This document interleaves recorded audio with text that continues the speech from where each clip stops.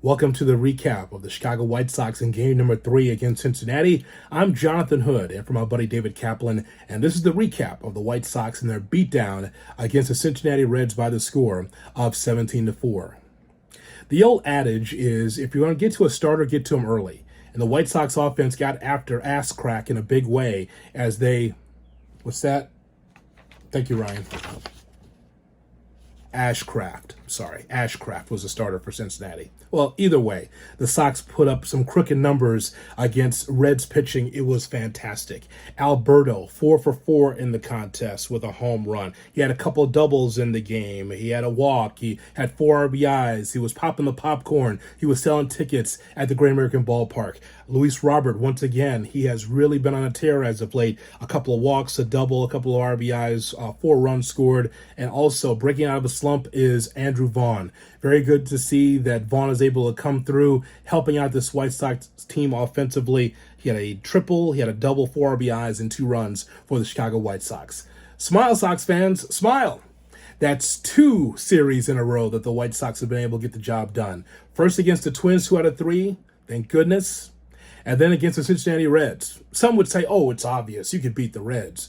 We don't know what White Sox baseball is, but we know that they are on a run, and that's good. Now you take on the Kansas City Royals, another team that's struggling. Yeah, I'll take it all day.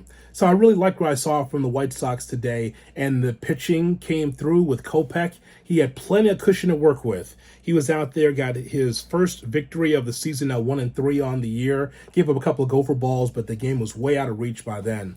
It's just good to have a laugher.